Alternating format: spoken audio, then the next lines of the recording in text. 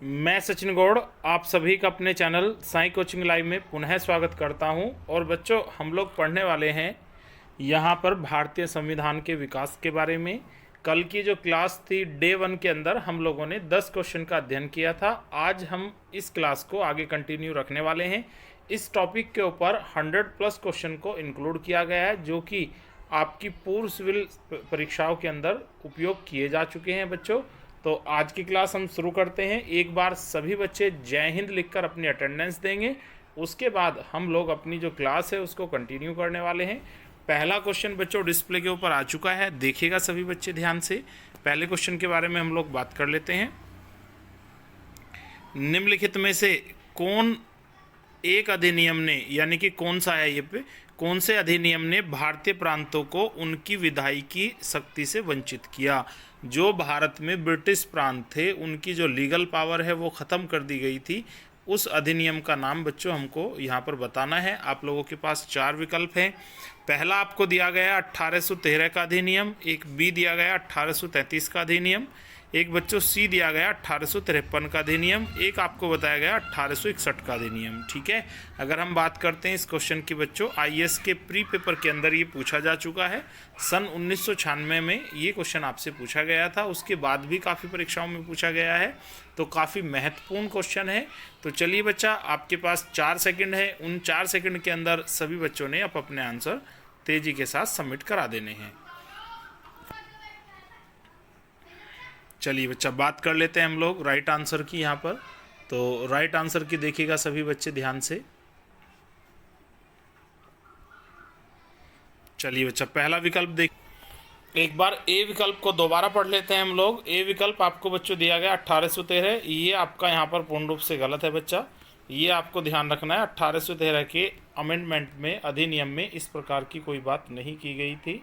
उसके बाद बात कर लेते हैं हम लोग सी की, 1853 का जो अधिनियम है उसमें भी ऐसी कोई बात नहीं की गई थी। और डी भी बच्चा आपका यहाँ पर पूर्ण रूप से गलत है। चार्टर एक्ट 1833 का जो अधिनियम था, इसी के तहत भारतीय प्रांतों से उनकी जो विधायिकी शक्ति है वो छीन ली गई थी। सारी की सारी पावर को ईस्ट इंडिया कंपनी के पास रखा गया था, यानी कि एक तरीके से आप बोल सकते हो टोटल जो पावर है वो सेंट्रल गवर्नमेंट के हाथ में रखी गई थी, ना कि स्टेट गवर्नमेंट के। चलिए बात करते हैं नेक्स्ट क्वेश्चन की। चलिए बच्चा, देखते हैं क्वेश्चन नंबर 12 को। बंगाल का गवर्नर जनरल ही भारत का गवर्नर जनरल कहा जाने लगा, या एक तरीके से चेंज कर दिया गया। पहले पद था बंगाल के गवर्नर का, फिर हुआ बंगाल के गवर्नर जनरल का, और बंगाल के गवर्नर जनरल को अब बच्चों क्या कहा जाने लगा? भारत का गवर्नर जनरल। तो ये कौन से एक्ट के तहत बच्चों ये प्रावधान लाया गया था? चार्टर एक्ट 1813, चार्टर एक्ट 1833, और एक भारत सरकार का एक अधिनियम था 1909, शासन अधिनियम है, एक 1919। आपके पास बच्चों यहाँ पर 4 एक्ट दिए गए हैं। कौन से एक्ट के तहत बंगाल के गवर्नर जनरल का जो पद है उसी को कन्वर्ट कर दिया गया था भारत के गवर्नर जनरल के रूप में? तो आप लोगों के पास बच्चा 4 विकल्प हैं, 4 ही सेकंड है। उसी में आप सभी को तेज़ी के साथ अब अपने आंसर लाइव चैट बॉक्स में सबमिट करा देने हैं। चलिए बच्चा, बात कर लेते हैं हम लोग राइट आंसर की। तो सभी बच्चे ध्यान से देखिएगा, बंगाल के गवर्नर को भारत का गवर्नर जनरल जब कहा गया तो उस समय जो स्थिति थी भारत में, लॉर्ड विलियम बेटिक के हाथ में थी, और लॉर्ड विलियम बेटिक ही बंगाल के अंतिम गवर्नर जनरल हुए। साथ ही साथ उन्हीं को प्रमोट करके भारत का प्रथम गवर्नर जनरल भी बनाया जाता है। तो बच्चा, इस एक्ट की यदि हम बात करते हैं तो 13 आपका यहाँ पर गलत है बच्चा, 1909 भी आपका गलत है, 1919 भी आपका गलत है। यहाँ पर 1833 आपका बच्चों पूर्ण रूप से सही हो जाता है। चलिए बात कर लेते हैं क्वेश्चन नंबर 13 की। निम्न अधिनियमों में से किस अधिनियम के द्वारा गवर्नर जनरल की जो परिषद है में एक विधि सदस्य की अभिवृद्धि की गई थी? ऐसा कौन सा एक्ट था जिसके तहत गवर्नर जनरल की जो परिषद थी उसमें एक कैंडिडेट बढ़ाया गया था, और वो जो कैंडिडेट होगा वो विधि सदस्य होगा? तो आपके पास बच्चा यहाँ पर भी 4 विकल्प हैं। एक है मॉन्टेग्यू चेम्सफोर्ड सुधार 1919, एक है भारत सरकार अधिनियम 1935, एक है भारतीय परिषद अधिनियम 1861, और एक है चार्टर एक्ट आपका 1833। तेज़ी के साथ सभी बच्चों ने पढ़ना है और अपने अपने आंसर को सबमिट करा देना है। किस अधिनियम के तहत गवर्नर जनरल की जो परिषद है उसमें एक विधि सदस्य को बढ़ाया गया था? तो वो विधि सदस्य लीगल जानकारी के लिए होगा। तो बात कर लेते हैं बच्चा इस एक्ट की। तो हम 4 विकल्प हैं हमारे पास में। ए विकल्प बच्चों आपका यहाँ पर पूर्ण रूप से गलत है, बी भी आपका गलत है, सी भी आपका बच्चा गलत है। चार्ट एक्ट 1833 के प्रावधान के तहत ही एक कैंडिडेट की वृद्धि की गई थी, यानी कि बच्चों डी विकल्प आपका यहाँ पर पूर्ण रूप से काफ़ी हद तक ठीक हो जाता है। चलिए बात कर लेते हैं क्वेश्चन नंबर 14 की। कंपनी की व्यापारिक तथा राजनीतिक कार्यों को अलग करने के लिए कौन सा एक्ट लाया गया था? कंपनी के जो व्यापारिक कार्य हैं और राजनीतिक कार्य हैं उनको अलग करने का डिसीजन दिया गया था। सारे के सारे जितने भी बिजनेस वर्क हैं, व्यापारिक कार्य हैं, उन सबको कंपनी के द्वारा कराया जाएगा और जितने भी राजनीतिक कार्य हैं वो सभी ब्रिटिश पार्लियामेंट के नियंत्रण में होंगे। तो ये प्रावधान कौन से एक्ट के थे बच्चों? एक है 1833 का चार्टर एक्ट, एक 1831, एक 1861, एक डी बच्चा आपको दिया गया, इनमें से कोई नहीं। तो चलिएगा तेजी के साथ सभी बच्चे अपने लाइव चैट बॉक्स में आंसर सबमिट कराएंगे। चलिए भाई सभी बच्चे तेजी के साथ अब अपने आंसर सबमिट कराएंगे। कंपनी के व्यापारिक और राजनीतिक कार्यों को अलग करने वाला जो एक्ट है वो कौन सा था?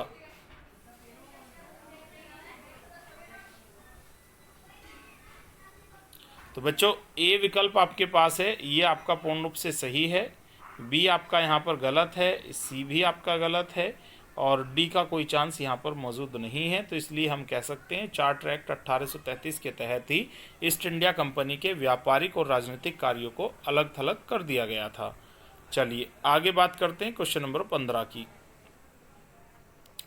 किस अधिनियम ने भारतवासियों को अपने देश के प्रशासन में कुछ हिस्सा लेना संभव किया था? उस अधिनियम का नाम हमको यहाँ पर बताना है जिसके तहत शासन में भारतीय लोगों की भी हिस्सेदारी का प्रावधान रखा गया था और जितने भी प्रशासनिक कार्य हैं उनमें भारतीयों को भाग लेने का अवसर प्रदान किया जाएगा।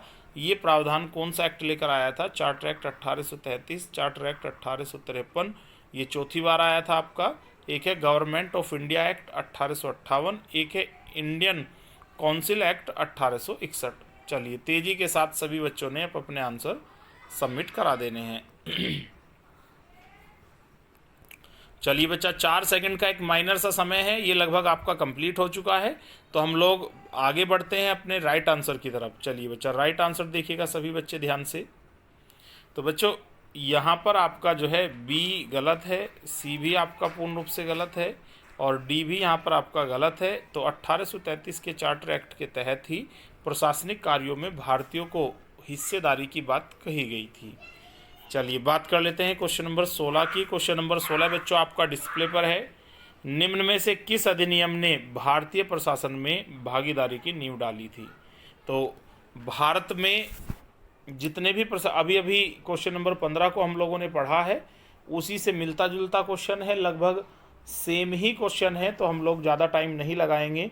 भारतीय प्रशासन में भारतीयों की भागीदारी की बात जो की गई थी बच्चों, तो वो कौन से एक्ट में की गई थी? चार्टर एक्ट 1833 में, यानी कि डी आपका यहाँ पर पूर्ण रूप से ठीक हो जाता है। क्वेश्चन में आपको टाइम नहीं दिया गया है, उसका बच्चों कारण ये है कि 15 और 16 आपके लगभग सेम है, बस यही है कि ये अलग अलग परीक्षाओं में उपयोग किए गए हैं। चलिए बात कर लेते हैं हम लोग नेक्स्ट क्वेश्चन की। नेक्स्ट क्वेश्चन देखिएगा, क्वेश्चन नंबर 17 आपका लगभग डिस्प्ले के ऊपर मौजूद है। अंग्रेजी शिक्षा अधिनियम 1835 किस आयोग की रिपोर्ट पर आधारित था? लॉर्ड विलियम बेटिक के समय में चार्टर एक्ट 1833 आता है, तो उसका मेन टारगेट ये भी रखा गया था कि भारत में अंग्रेजी जो शिक्षा व्यवस्था है उसका विकास किया जाए। तो 33 में चार्टर एक्ट 1833 वाले एक्ट के तहत काम किया जाता है, लेकिन उस काम को करने के लिए एक स्पेशल आदमी बुलाया जाता है और उन्हीं की एक रिपोर्ट लगाई जाती है 1835 में, जिसके तहत भारत में अंग्रेजी शिक्षा को अनिवार्य रूप से लागू किया जाता है। तो सभी देखिएगा, एक है आपका वुड डिस्पैच, एक है मैकाले का मिंट, एक है बच्चा थॉमस बेबिंगटन और एक है हेनरी कॉलबर्ग। चलिए 1835 का अंग्रेजी शिक्षा अधिनियम जब पास किया गया था तो उसकी रिपोर्ट तैयार करने वाले शिक्षा शास्त्री का नाम क्या था? आपके पास 4 विकल्प हैं, तेजी के साथ आप लोगों ने अब अपने आंसर सबमिट करा देने हैं। चलिए बच्चा बात कर लेते हैं हम लोग राइट आंसर की। तो बच्चा वुड डिस्पैच 1854 में आया था, तो इसका यहाँ पर कोई चांस नहीं है, ये आपका गलत है। सी भी बच्चा आपका पूर्ण रूप से गलत है और डी भी आपका पूर्ण रूप से गलत है। ठीक है। लॉर्ड मैकाले के द्वारा 1835 में रिपोर्ट प्रस्तुत की गई थी। उस रिपोर्ट में ये स्पष्ट रूप से लिखा गया था कि भारतीय को अंग्रेजी सिखाने के लिए आप लोगों को करना क्या होगा, अंग्रेजी शिक्षा को अनिवार्य रूप से भारत पर लागू किया जाएगा। चलिए, काफ़ी विवाद हुआ था जिसका परिणाम ये आया था कि चार्टर एक्ट 1833 वाला भी असफल रहा था, लेकिन 1853 वाला जो चार्टर एक्ट है वह आगे जाकर सफल साबित हुआ। चलिए बात कर लेते हैं क्वेश्चन नंबर 18 की। महारानी विक्टोरिया को भारत की सामग्री नियुक्त किया गया था, कौन से एक्ट के तहत या कौन से सन में तहत? चलो एक्ट को तो छोड़िएगा सभी बच्चे, यहाँ पर बस आपको यही बताना है। महारानी विक्टोरिया को भारत की सामग्री नियुक्त किया गया था, भारत से ईस्ट इंडिया कंपनी को बंद किया गया था और जितना भी व्यापारिक काम है वो सब रोक दिया गया था। प्रशासन पूर्ण रूप से ब्रिटिश पार्लियामेंट के नियंत्रण में आ गया था। तो ये घटना कौन से सन की है बच्चा? एक आपको दिया गया 1858, 1875, 1866, एक 1885।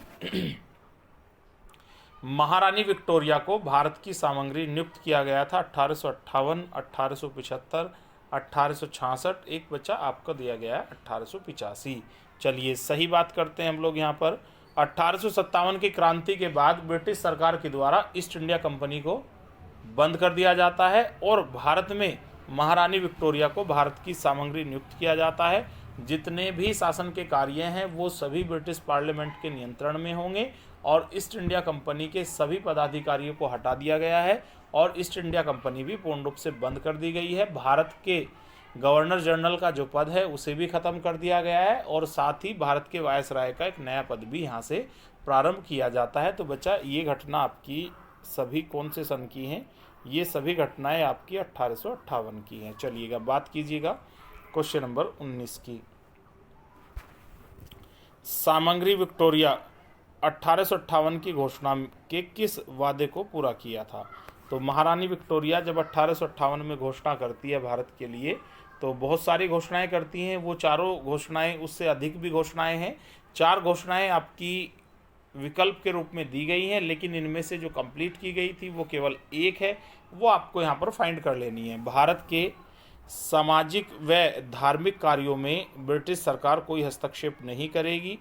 देसी रजवाड़ों की यथास्थिति बनाए रखी जाएगी। भारत व यूरोपियन सभी प्रजा से समान व्यवहार किया जाएगा।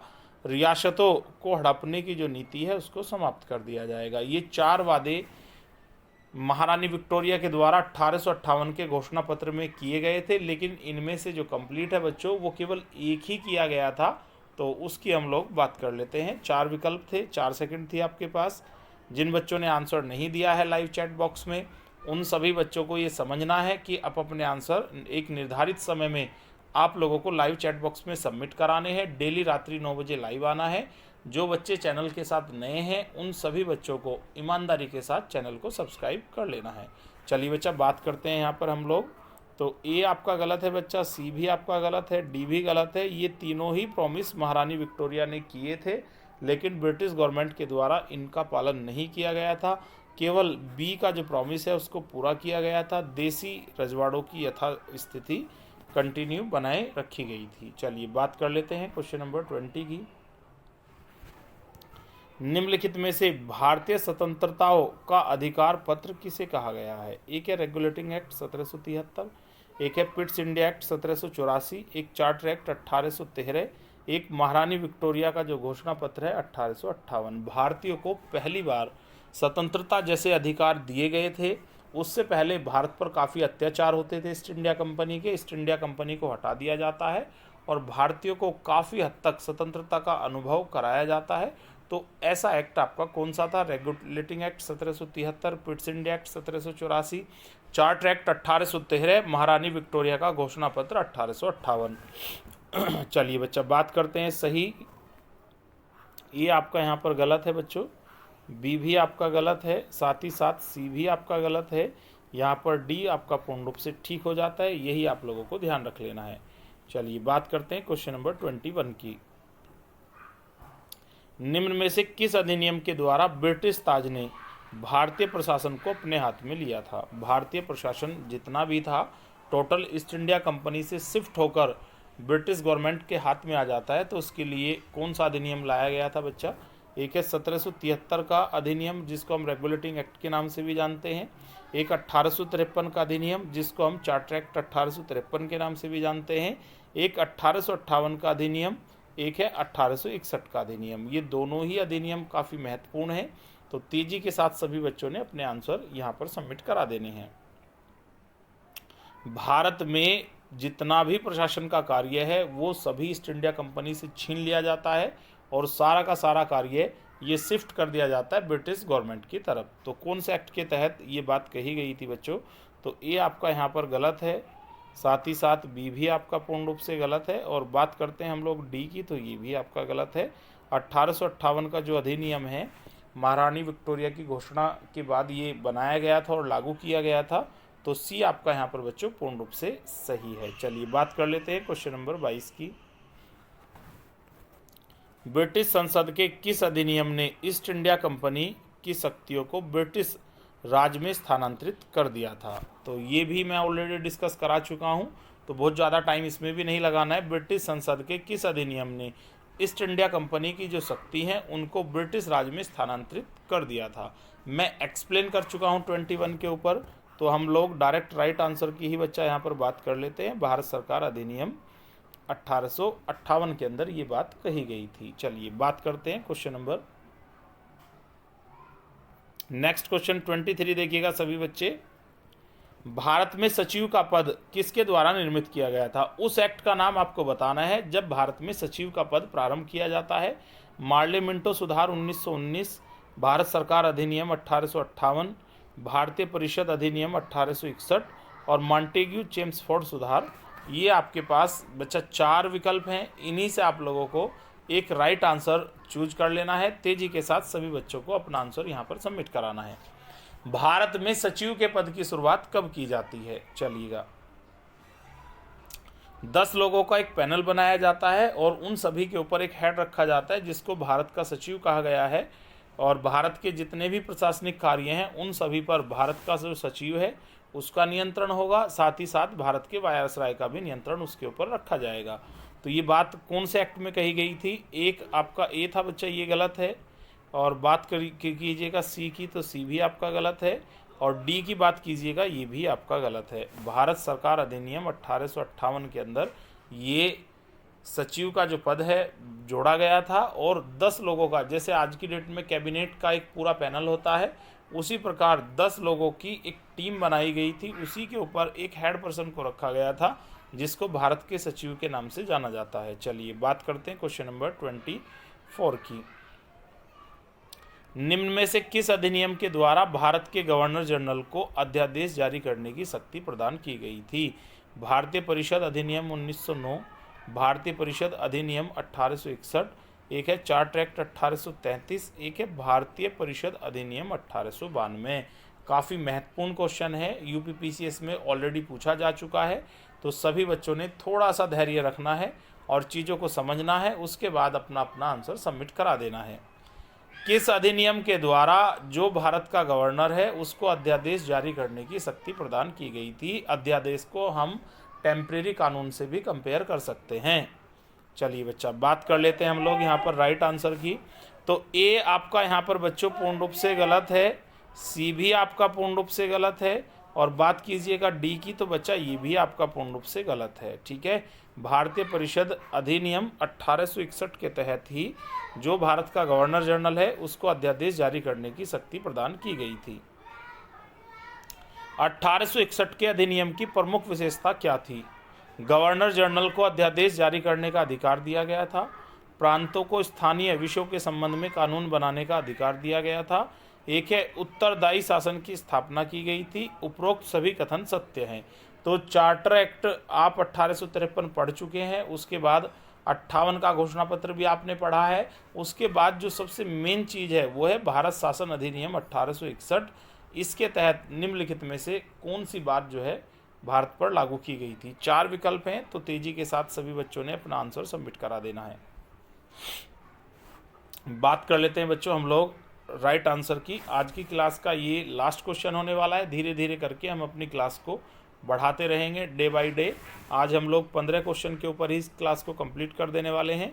तो बच्चा डी आपका यहाँ पर गलत है, साथ ही साथ सी भी आपका गलत है और बी भी आपका यहाँ पर पूर्ण रूप से गलत है। जो गवर्नर जनरल होगा उसी को अध्यादेश जारी करने की शक्ति दी गई है। 24 और 25 लगभग आपके सेम हैं, उन्हीं को आप लोगों को ध्यान रख लेना है। आज की क्लास बच्चों कंप्लीट हो चुकी है। जो बच्चे चैनल के साथ नए हैं उन सभी बच्चों ने चैनल को सब्सक्राइब कर लेना है। Thank you so much watching our video. सभी बच्चों को मेरी तरफ से शुभ रात्रि। मिलते हैं कल रात्रि 9 बजे। Thank you so much.